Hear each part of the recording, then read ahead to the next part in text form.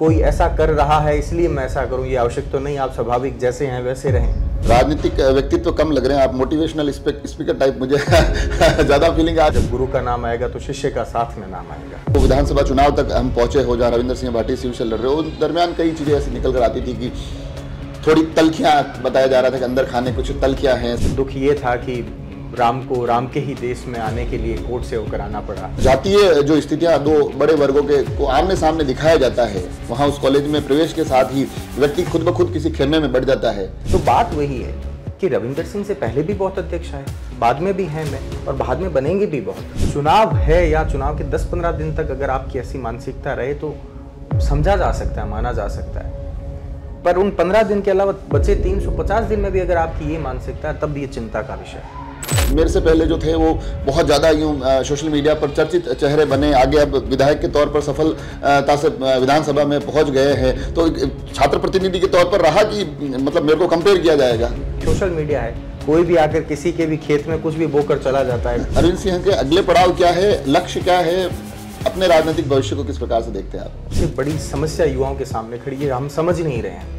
सबसे बड़ी तकलीफ आपका किसी का दिया हुआ नैरेटिव को सच मान लेना। थोड़े बिगड़े हुए बानों को सुधारने की आवश्यकता है। पिछले कई दशकों से वो नींव की ईंटें बन करके और मुझ जैसे कई महलों के कंगूरे बनाए जा रही है, और वाह यह हमारे हिस्से में आ जाती है। जोधपुर में क्या चल रहा है? मेरी अब तक की जीवन यात्रा में संगठन बदलते गए, मेरे न चाहते हुए। कभी कभी आप जैसी चीजें चाहते हैं वैसी होती नहीं है घटित। जोधपुर में छात्र संघ अध्यक्ष पर चुनाव लड़ने वाली दोनों मार्शल कौम है, दोनों संघर्षशील कौम है, दोनों का अपना गौरवशाली इतिहास रहा है कि लोगों ने उनको जानना शायद 2019 के बाद शुरू किया।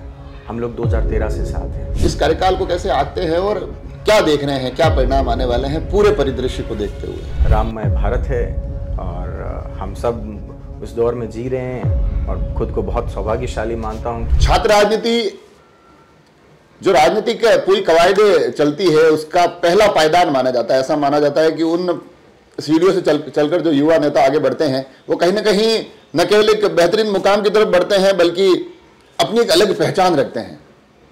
मगर इन दिनों में गत कुछ सालों में अगर आपने देखा हो तो छात्र राजनीति में जो लोग सक्रिय हैं उनके तमाम अलग अलग आक्रामक अंदाज निकल कर आते हैं। मगर इस बीच एक चेहरा ऐसा भी निकल कर आता है जो मारवाड़ अंचल के सबसे बड़े विश्वविद्यालय के अध्यक्ष पद पर है, मगर उसके बावजूद उनकी जो एक छवि है वो मुझे कई बार लगता है कि कुछ ऐसी भी हो सकती है, कुछ चीज़ें इस तरह से भी की जा सकती है, कुछ बातें इस तरह से भी रखी जा सकती है।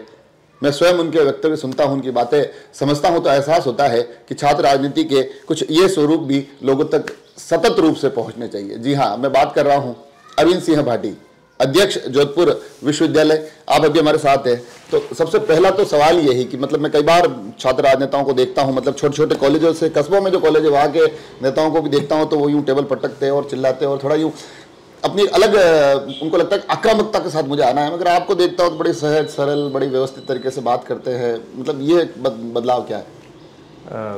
हुक्म ऐसा है कि आक्रामकता ठीक भी है, इस विषय को नकारा नहीं जा सकता कि आक्रामकता नहीं होनी चाहिए, आप में होनी भी चाहिए स्वभाव में। पर आप नेचुरली अगर स्वाभाविक रूप से आक्रामक है या आपकी कार्यशैली आक्रामक है या आपको आक्रामकता से ही रिजल्ट पॉजिटिव मिलते हैं, तब तो आप उस रास्ते को अपनाइए। पर अपन किसी को फॉलो अप लेते हुए और कोई ऐसा कर रहा है इसलिए मैं ऐसा करूं, ये आवश्यक तो नहीं। आप स्वाभाविक जैसे हैं वैसे रहें। जोधपुर की राजनीति में मेरे से पहले अध्यक्ष रहे और वर्तमान में शिव के विधायक रविंदर सिंह जी ने वो स्टैंडर्ड सेट किए वो, और सबसे बड़ी चीज़ रही उनकी आक्रामकता, और जो नेचुरली स्वाभाविक रूप से वो वैसे हैं तो वही कार्यशैली रही। तो हम लोग 10 साल साथ भी पढ़े थे। उस बीच में जब चुनाव से पहले भी बात हुई तो मैंने कहा मैं आपकी जैसा तो हो नहीं पाऊंगा। तो वो हंसे पर के आप हो अरविंद साहब, ऐसे अच्छे हो। तो मैंने बदला नहीं, पर मैं हमेशा एक चीज़ सोचता हूँ कि मेरा इसमें दृष्टिकोण ऐसा है कि आप किसी संस्था में जब पढ़ते हैं, गुरु और शिष्य एक दूसरे के पूरक शब्द हैं, वो एक दूसरे के विलोम नहीं है, वो एक दूसरे के अपोजिट नहीं है। जब गुरु का नाम आएगा तो शिष्य का साथ में नाम आएगा, तो वो एक दूसरे के पूरक शब्द है। तो गुरु का सम्मान होना चाहिए। हमने पढ़ा है शास्त्रों में कि गुरुर ब्रह्मा गुरुर विष्णु गुरुर देवो महेश्वराय, गुरुर साक्षात पर ब्रह्मा तस्मै श्री गुरुवे नमः। तो आप अगर कल की राजनीति में अगर आपको जिम्मेदारी मिले या आप किसी चुनावी क्षेत्र से जीत करके किसी हाउस में जाते हैं या पंचायती राज व्यवस्था में जीतते हैं, तब आपकी रिस्पॉन्सिबिलिटी है, जो पब्लिक सर्वेंट्स है, जिनके जो नौकरशाह है, जिनकी जिम्मेदारी है लोगों के प्रति, अगर वो अपना काम दायित्व ढंग से नहीं निभाए तब उनसे हमें लड़ना चाहिए, क्योंकि वो तब हमारी नैतिक जिम्मेदारी है। पर एक संस्था में रहते हुए, एक परिवार में रहते हुए लड़ना क्यों आवश्यक हो जाता है, ये हमारे सामने सबसे बड़ा प्रश्न है। आप एक दूसरे के साथ सामंजस्य बिठाकर चलिए, सारे काम संभव होंगे, ऐसा मेरा मानना है। बहुत रेयर जाकर कोई ऐसी स्थिति बनती है कि आपको आक्रामकता के साथ कहीं लड़ना पड़े या मर्यादाएं तोड़नी पड़े। ऐसा नहीं है। भगवान राम ने भी 1-2 बार मर्यादाएं, आप रामायण का अगर पूरा राम भगवान का जीवन देखेंगे तो एक बार तो जब बाली का वध हुआ तो प्रभु श्री राम की जैसी मर्यादा थी उससे वो थोड़ा सा परे गए। दूसरा, जब प्रभु श्री राम ने समुद्र से आग्रह किया कि मुझे रास्ता दो, और तब प्रभु श्री राम ने 2-3 दिन तपस्या की, उसके बाद भी समुद्र देव ने उनको रास्ता नहीं दिया, तब वो क्रोधित होकर उन पर धनुष पर बाण चढ़ा लिया था। तो आवश्यकता जब होती है तब करना पड़ता है। तो जो ये बातें जो चल रही है, बस वो कहीं ना कहीं उन बातों से मेरा वो पहला सवाल भी निकला था, क्योंकि अमूमन अलग तरीके की चर्चाएं चलती है, हक की बात भी होती है, सभी चीज़ें होती है, मगर उस सभी पूरे के पूरे अपने दायित्व को निभाने के सिनारियों में अरविंद सिंह कहीं ना कहीं युवाओं को मार्गदर्शन देते भी दिखाई देते हैं, कहीं ना कहीं उनको राहें दिखाते भी नजर आते हैं, और उसमें भी संस्कृत के श्लोक शामिल हो जाते हैं, प्रभु राम और इन तमाम ऐतिहासिक किरदारों की बातें भी उसमें शामिल दिखाई देती है। इसमें हुक्म ऐसा मानना है मेरा कि हमारी अभी जो उम्र है, ये उम्र सीखने की उम्र है, और इसके बाद हम सीखने के बाद फिर हमारी परफॉर्म करने की उम्र है। तो हम शायद अब सीख चुके, हालांकि सीखना जीवन भर ख़त्म नहीं होता है, आप जीवन के आखिरी पड़ाव में होते हैं तब भी बहुत कुछ सीख रहे होते हैं, पर उसके साथ साथ आपको परफॉर्म करने की, परिणाम देने की भी आवश्यकता होती है। तो मैं हमेशा एक मानता हूँ कि आज के समय जो सबसे बड़ी समस्या युवाओं के सामने खड़ी है, हम समझ नहीं रहे हैं। सबसे बड़ी तकलीफ आपका किसी का दिया हुआ नैरेटिव को सच मान लेना। मैंने कह दिया कि ये आप ऐसे हैं तो आपने भी मान लिया, या आपके कैमरामैन ने भी मान लिया। ऐसा क्यों? ये आप खुद तय करिए। आप पहले उनके साथ रहिए, सोचिए, विचारिए, उनका व्यक्तित्व कैसा लगता है, किरदार कैसा लगता है, किसी भी चीज़ के बारे में। अब ऐतिहासिक पृष्ठभूमि में बात करो तो किसी ने कह दिया कि ये इतिहास का किरदार ऐसा था, मैंने मान लिया। अरे मैं क्यों मान लूँ? मेरा उस पर शोध क्या है? मेरा रिसर्च होना चाहिए, मैं पढ़ूँ उसके बारे में, मेरा अध्ययन हो, उसके बाद मैं तय करूँ कि ये ऐसे थे या ऐसे नहीं थे। तो आजकल के युवाओं के सामने जैसे सोशल मीडिया है, सोशल मीडिया पर तो रोज़ अपडेटेशन होता रहता है, आपको किसी के बारे में रोज़ खबरें आती रहती, नेगेटिव पॉजिटिव, तो आप फिर एक चीज़ को वो मान लेते हो, तो फिर आपके लिए वही चलती रहती है। बजाय उसके आज के युवाओं को ये ध्यान देना चाहिए कि स्वाध्याय की बहुत बड़ी आवश्यकता है। आपको किताबें पढ़नी पड़ेंगी, आपको इतिहास की या हर विषय की कहीं ना कहीं जानकारी लेनी पड़ेगी। इतिहास हो, इकोनॉमी हो, जियोग्राफी हो, मतलब विभिन्न प्रकार के जितने भी विषय हैं उनके प्रति अगर आपका इंटरेस्ट है तो उसमें आपको पढ़ना पड़ेगा, और उसके बाद आप बहुत अच्छे तरीके से एनालाइज कर पाएंगे कि चीज़ें कैसी होनी चाहिए और क्या होनी चाहिए। तो आपकी बातें सुन रहा हूँ तो मुझे मतलब एक राजनीतिक व्यक्तित्व कम लग रहे हैं आप, मोटिवेशनल स्पीकर टाइप मुझे ज़्यादा फीलिंग आ रही है। तो ये राजनीति में आना कैसे हो गया अचानक? नहीं, आपका हुक्म प्रश्न ये था कि क्योंकि मैं खुद भी तो उसी पीढ़ी के समकक्ष उम्र का हूँ, और ऐसा भी नहीं है कि मैंने जीवन में बहुत कुछ हासिल कर लिया हो या अचीव कर लिया हो। जो कुछ मिला प्रभु का आशीर्वाद है यहाँ, और लोगों का प्रेम है, आप सभी का उस रास्ते पर चलते हुए मिला। मैंने कहा मैंने बहुत कुछ हासिल नहीं किया, मगर मेरे को यूँ महसूस होता है, मैं इन दिनों काफ़ी चीज़ें कवर करता हूँ, तो कोई किसी छोटे से पद पर भी अगर राजनीतिक रूप से चला जाता है तो फिर वो उसकी चाल पहले अगर सरल थी तो फिर थोड़ी सी चाल खुल जाती है, थोड़ा यूँ लंबा चौड़ा होकर चलते हैं। आप उस मतलब प्रदेश के सबसे बड़े विश्वविद्यालय में से एक विश्वविद्यालय के मतलब श्रेष्ठतम प्रतिनिधि है, तो ये थोड़ा व्यवहार में बदलाव आपके? कुछ नहीं बदला। मैं चुनाव जीता था, मैं हुक्म हिमसा चुनाव जीता था, और उसके हफ्ते भर बाद मेरा बाड़मेर में कार्यक्रम था, तो मैंने बहुत सहजता से एक ही बात कही थी कि जो कंधे आज मुझे उठा रहे हैं वो कंधे कल किसी और को उठा रहे हैं, उठाएंगे। जो भीड़ आज टकटकी लगाकर मुझे देख रही है, कल उस भीड़ में खड़ा मैं किसी और को देखूंगा। ये ताजपोशी का दौर भी बीत जाएगा अरविंद, मैं जानता हूँ एक दिन अध्यक्ष पीछे रह जाएगा और अरविंद आगे निकल जाएगा। तो आप स्थित प्रज्ञ रहिए, चाहे जीव, स्थित प्रज्ञ बड़ा अच्छा शब्द है जिसका अर्थ है कि आप चाहे सुख में हैं तो ज़्यादा एक्साइटेड नहीं, और दुख में है तो ज़्यादा विलाप नहीं कर रहे हैं, एक स्थिति में रहो, क्या फ़र्क पड़ता है। बाकी ठीक है, जीवन में सीख रहे हैं। अमूमन मैं राजनेताओं के इंटरव्यू लेता हूँ तो मैं एक चीज़ मान के चलता हूँ कि राजनीति में मेरे से बेहतर होंगे, मगर जो इंटरव्यू के शब्द होंगे वो मेरे पास ज़्यादा बढ़िया होंगे। अभी मैं पहली बार थोड़ा दबाव में महसूस कर रहा हूँ कि सामने वाला राजनेता मेरे से अच्छे हैं और उनके पास इंटरव्यू जैसी भाषा के शब्द भी मुझसे बेहतर निकल गए। नहीं, आपको तो देखो ऐसा कुछ नहीं होगा, आपका जीवन अनुभव मुझसे अधिक है, आपका सीखने का अनुभव मुझसे अधिक है, और ये श्रेष्ठता है, तो जो योग्यता प्रभु ने दी है उसी के साथ बढ़े रहो आप। तो आगे खैर आप कि मैंने कुछ एक इंटरव्यूज़ देखे, आपके कुछ एक कंटेंट पे स्पीच सुने, तो आप भी बहुत अच्छा काम कर रहे हैं, करते रहें, प्रभु श्रीनाथ जी करेगा, आप बढ़ते रहें। आप जो काम कर रहे हैं, जिस विश्वविद्यालय के अध्यक्ष के नाते आप वहाँ प्रतिनिधि के नाते वहाँ जिम्मेदारी निभा रहे हैं, वहाँ आपसे पहले रविंद्र सिंह भाटी थे, जैसा कि आपने बीच में बताया भी सही कि उनका तरीका अलग था, उनका तरीका अलग था।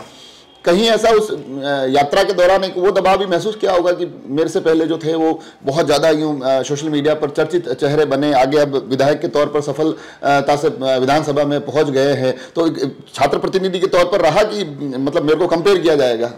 नहीं, देखो ऐसा नहीं था। हम लोगों की आपसी इतनी समझ गहरी है कि लोगों ने उनको जानना शायद 2019 के बाद शुरू किया। हम लोग 2013 से साथ हैं, हमारा संबंध 1 दशक से अधिक का, और लोग शायद 3-4 साल से उनको जानते हैं।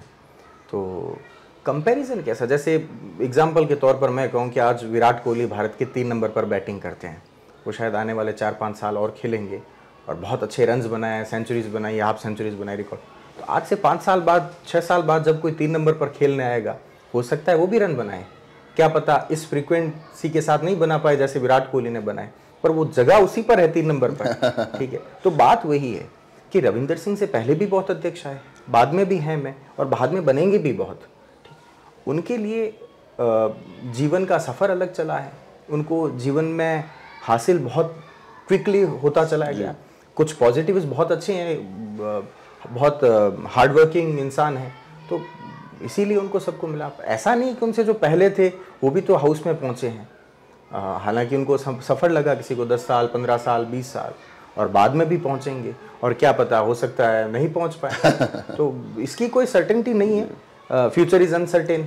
वही बात है कि भविष्य अनिश्चित है, परंतु दबाव ऐसा कभी नहीं रहा कि उन्होंने जो किया, मैं ये जानता हूं कि मैं जो कर सकता हूं, मैं मेरा बेस्ट दूंगा। आगे वाला मुझसे पहले था, उन्होंने अपना बेस्ट दिया, मेरे बाद जो आएगा वो अपना बेस्ट देगा। तो खुद की संतुष्टि होनी चाहिए कि मुझे जो जिम्मेदारी काम करने का जिम्मेदारी मिली थी, मैंने पूरी निष्ठा से, श्रद्धा से उस जिम्मेदारी को निभाया। ये संतुष्टि आप अगर लेकर चले जाएं तो आप खुद को सफल मानेंगे।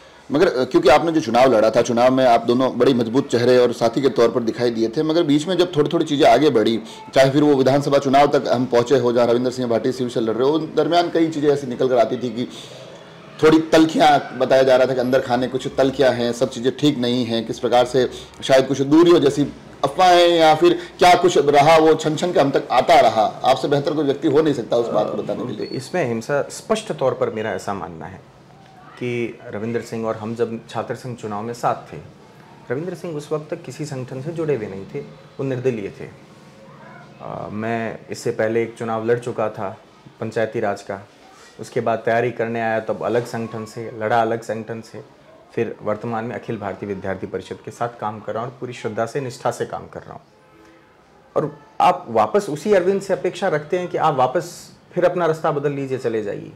हमारी फ़ोन पर बात होती थी, वो समझ भाई रविंदर सिंह भाजपा में आए, टिकट नहीं मिलना हुआ, वो चुनाव लड़े, वो चुनाव जीते। जितना मुझे ध्यान है शायद भाजपा में आए तब आपने पोस्ट के माध्यम से स्वागत भी किया था उनका। हाँ, तो वो चुनाव लड़े, चुनाव जीते, तो स्वाभाविक इतनी बात है कि वो किसी और संगठन में नहीं गए। और जबकि मेरी अब तक की जीवन यात्रा में संगठन बदलते गए, मेरे न चाहते हुए। कभी कभी आप जैसी चीज़ें चाहते हैं वैसी होती नहीं है घटित, और जो लिखा होता है, विधान ने जो लिख लिया आपको वैसे चलना पड़ता है। तो स्वाभाविक सी बात है कि मैं किस प्रकार से स्पष्ट खुला होकर के अपना साथ सहयोग ये दे पाता, वो फिर मेरे व्यक्तित्व पर, मेरे चरित्र पर भी तो प्रश्न खड़े करता। एक तरफ तो आप बहुत खुश होते कि अरविंद सिंह आप बहुत अच्छा है कि आप साथ खड़े रहे, दूसरी तरफ आप ये कहते कि अरविंद सिंह आप हो कहाँ के, ये तो बताओ। आपकी जीवन यात्रा पिछली अगर देखें, यहाँ से होते हुए यहाँ आए, फिर यहाँ, अब यहाँ आगे कहाँ। तो कहीं कहीं इंसान को एक पड़ाव पर रुकना पड़ता है। आपकी प्रार्थनाएं किसके साथ थी, आपका मन किसके साथ था, आपकी भावनाएं किसके साथ थी, ये जिसके साथ होनी चाहिए थी उन्हें पता है, मुझे पता है। किसी के सर्टिफिकेट की, किसी की प्रमाण पत्र की मुझे 1% भी आवश्यकता नहीं है। कहने वालों ने बहुत कुछ कहा और सुनने वालों ने कमाल कर लिया, तो कहने वाले कहते रहेंगे, मैं सुन रहा हूँ। ये आपने बड़े एक स्पष्ट तौर पर जो चीज़ें थी बहुत क्लियर उनको किया। मगर उस दौर में एक पत्र आपका, मैंने उस पत्र पर एक एपिसोड भी बनाया था, और उस पत्र की भाषा जो थी, हालांकि 2 में कोई नाम नहीं था, विषय पूरी तरह से स्पष्ट नहीं था, मगर जो शब्द थे वो शब्द आप किस तरह से चीज़ों को साधने की कोशिश कर रहे थे, वो सदती हुई दिखाई दे रही थी। ये एक स्वरूप भी हमने अरविंद सिंह भाटी का देखा। आखिर वो पत्र था क्या, किसके लिए था? वो तो स्वाभाविक है, मैं ऐसे लिखता रहता हूँ जैसे आप लिखते हैं कि जिनसे लड़ाई है मोर्चे उनके खिलाफ खोलें। आपकी लड़ाई मुझसे है तो मेरे खिलाफ खोलें, या आपकी लड़ाई किसी और से है तो उसके खिलाफ मोर्चे खोलें। पर क्या है कि मैं एक बीच में इंटरव्यू देख रहा था, तो वो किसी सेलिब्रिटी का, तो वो कह रहे हैं कि सोशल मीडिया है, कोई भी आकर किसी के भी खेत में कुछ भी बोकर चला जाता है, कुछ फर्क नहीं पड़ता है।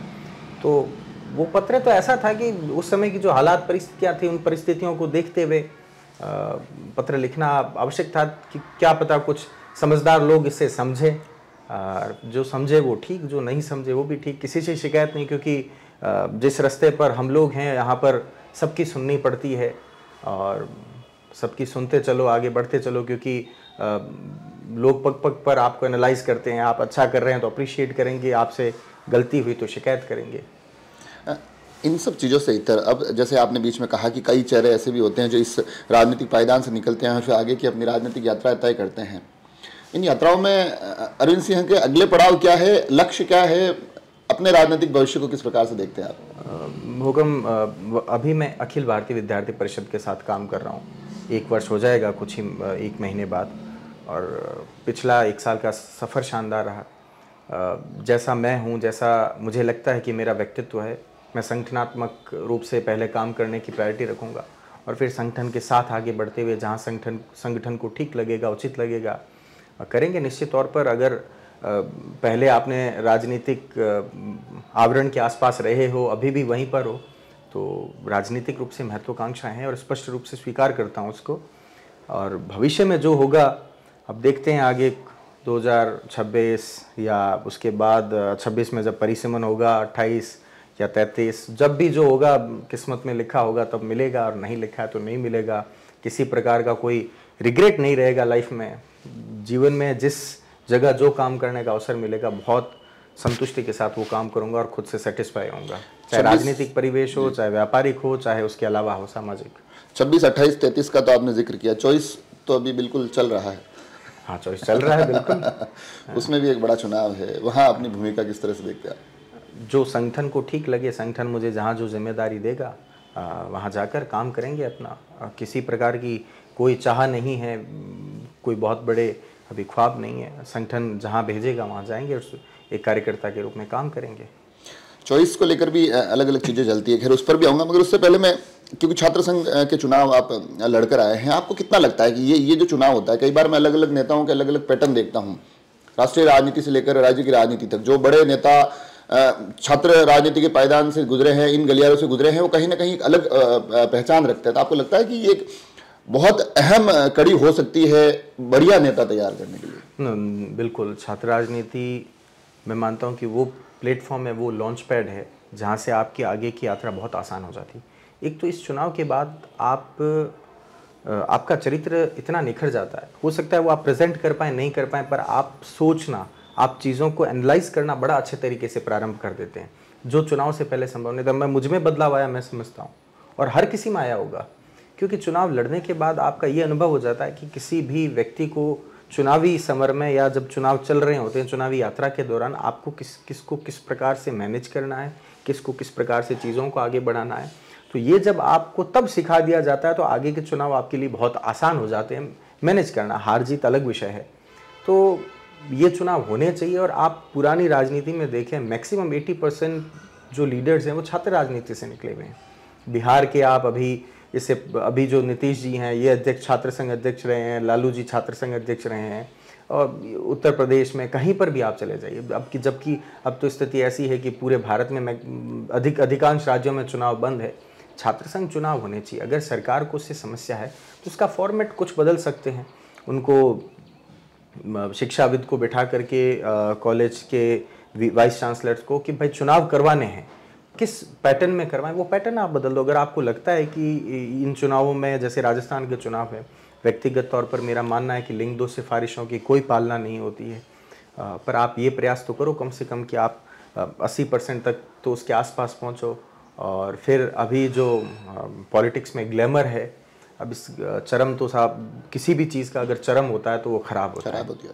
तो देखो अब उसके बाद अब क्या होता है चुनाव इस बार। मैं मैं ओवरऑल मेरा ये मानना है कि मैं छात्र संघ चुनाव के पक्ष में हूँ, होने चाहिए। मेरा अगला सवाल भी यही था कि भाई होने चाहिए नहीं होने चाहिए स्पीकर, हालांकि उसमें बता दिया है, मगर एक सवाल मेरे को ये भी निकल करता है, कई बार मैं इस विषय को भी सोचता हूँ।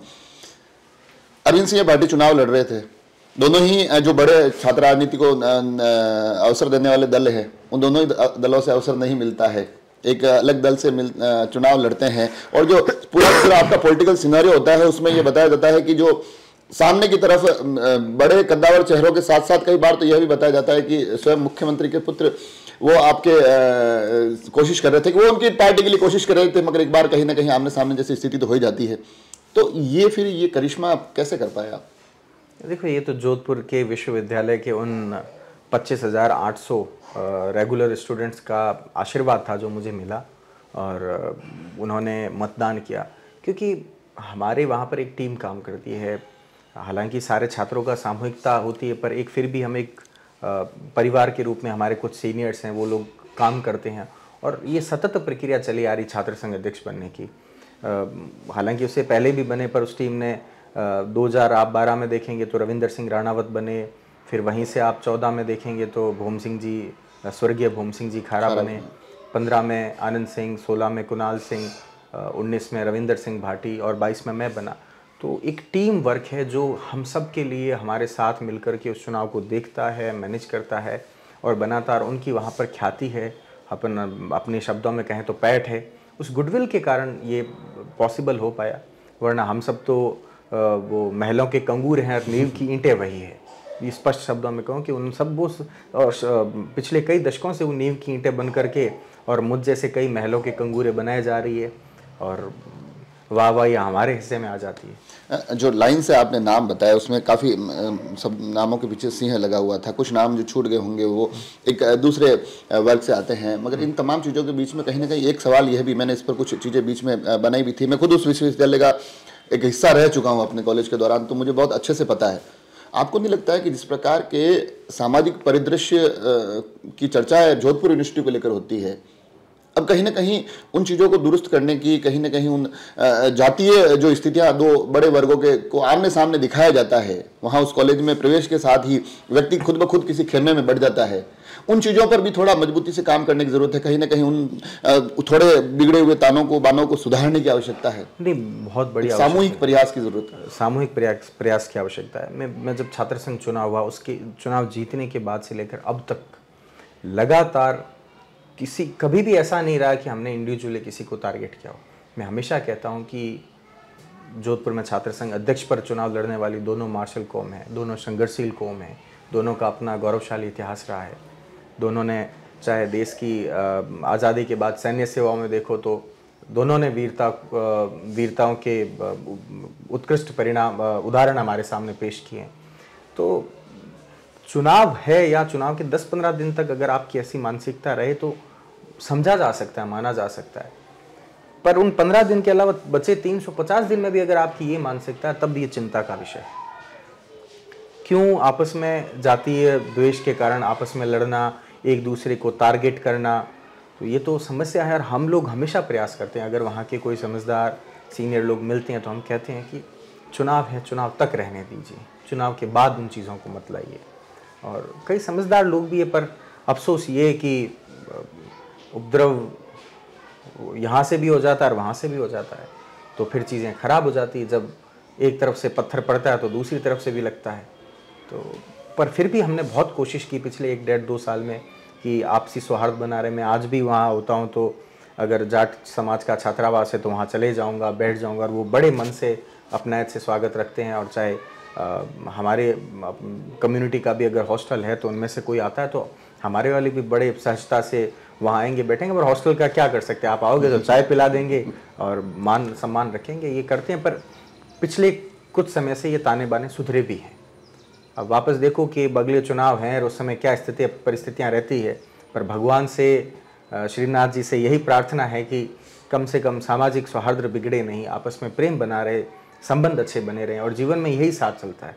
कोई नहीं जानता कि आपकी राजनीतिक यात्रा कितनी लंबी होगी, कहाँ तक होगी, पर आपका व्यक्तित्व तो हमेशा आपके साथ चलता रहना चाहिए। और गुरूर भी आदमी को उसी का होना चाहिए, पद का तो होना ही नहीं चाहिए। एक बहुत अच्छी बात लिखी थी कि जीवन में कभी भी अपने पद पर गुरूर नहीं करना चाहिए, अपनी जो व्यक्तित्व है उस पर गुरूर करना चाहिए, क्योंकि मैंने बहुत से जजों के मुकदमे वकीलों को लड़ते हुए देखा।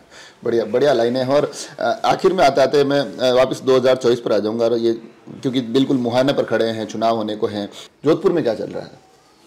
जोधपुर में सब बढ़िया चल रहा है, राममय भारत है और हम सब उस दौर में जी रहे हैं, और खुद को बहुत सौभाग्यशाली मानता हूं कि शताब्दियां बीत गई प्रभु, पर आपको हम जिस देश युग काल में जी रहे हैं और हमने इन आँखों से प्रभु श्री राम लला की प्रतिमा को विराजित होते देखा गर्भगृह में, और जोधपुर में भी राममय माहौल है, और आप देखेंगे कि प्रभु श्री राम का आशीर्वाद होगा, वही जीतेंगे। नहीं, मगर इस बार बताया जा रहा है कि जोधपुर की स्थितियाँ परिस्थितियाँ भी इतनी आसान नहीं है। हो सकता है इस बार चीज़ें कुछ राहें थोड़ी मुश्किल होती दिखाई दे। नहीं, मुश्किल जैसा कुछ नहीं। देखो, चुनाव से पहले सभी अपना पक्ष मत रखने के अधिकारी हैं, और चुनाव आते आते चुनाव के परिणाम में आप यही देखेंगे जो पूरे राजस्थान में हुआ वही जोधपुर में हुआ। तो आखिरी सवाल, मतलब हालांकि ये जो जिस प्रकार की बातें चल रही है, मेरा मन हो नहीं रहा है इस इंटरव्यू को खत्म करने का, मगर फिर भी कहीं ना कहीं आखिरी सवाल के रूप में 2024 का चुनाव सामने है, लोकसभा के इस परिदृश्य में अगर यहाँ के राज्य शहर से राज्य, राज्य से राष्ट्र की तरफ बढ़े, इस कार्यकाल को कैसे आंकते हैं और क्या देख रहे हैं, क्या परिणाम आने वाले हैं पूरे परिदृश्य को देखते हुए? पूरे परिदृश्य को देखते हुए आप एक चीज़ को नज़रअंदाज नहीं कर सकते हैं, जिस प्रकार से 33% महिलाओं की जो भूमिका सुनिश्चित की गई है हाउस में, हालांकि इम्प्लीमेंट बाद में होगी, पर ये कहीं ना कहीं भारत के, आप पहले की देखें तो इतिहास में जो वीर वीरांगना रही हैं उनका भी कहीं ना कहीं एक सम्मान है। हमने उन चीज़ों को देखा है, और आज की भारत की नारी को, आज की भारत की बहन को ये अवसर दिया है कि आप भी उस सदन में जाएंगी, आपका भी रिप्रेजेंटेशन होगा। ये एक तो बहुत बड़ी मैं जीत मानता हूँ सरकार की। दूसरे बहुत बड़े जो मसले थे कश्मीर के हों, चाहे देश में इंटरनल आप आंतरिक मुद्दे हों जो नक्सलाइट थे, या जो आतंकवाद जो भारत के अंदर पनप रहा था, आपने उनको काफ़ी हद तक कंट्रोल कर लिया। आप चाहे कश्मीर का मुद्दा देखें, सीज़ फायर के मुद्दे देखें, और फिर सबसे बड़ी चीज़ ये है कि हाई कोर्ट का, सुप्रीम कोर्ट का डिसीजन आना प्रभु श्री राम लला के पक्ष में। दुख ये था कि राम को राम के ही देश में आने के लिए कोर्ट से होकर आना पड़ा। ये दुख हुआ कि जो भारत प्रभु श्री राम के नाम से जाना जाता था, परंतु फिर भी कोई नहीं, प्रभु श्री राम के जीवन में 14 साल का वनवास भी तो आया, तो ये भी एक परीक्षा सही थी। पर ओवरऑल सिनेरियो में अगर आप देखें करें तो भारत का युवा वर्ग हो, चाहे महिला हो, चाहे बुज़ुर्ग हो, और चाहे मध्यम वर्गीय लोग हों, सब लोग संतुष्ट हैं, ऐसा मानना है मेरा। और 100% निश्चित तौर पर वापस भारत की पूरे वर्ग मिलकर, सारे राज्य मिलकर के नरेंद्र मोदी जी को तीसरी बार प्रधानमंत्री बनाने जा रहे हैं। तो देखा आपने, जैसा कि मैंने अभी कहा कि बातें जिस प्रकार से चल रही थी, मैं खुद उन बातों को इतना एंजॉय कर रहा था, उसमें इतना मुझे आनंद आ रहा था कि मैं चाहता था कि ये यात्रा चलती रहे।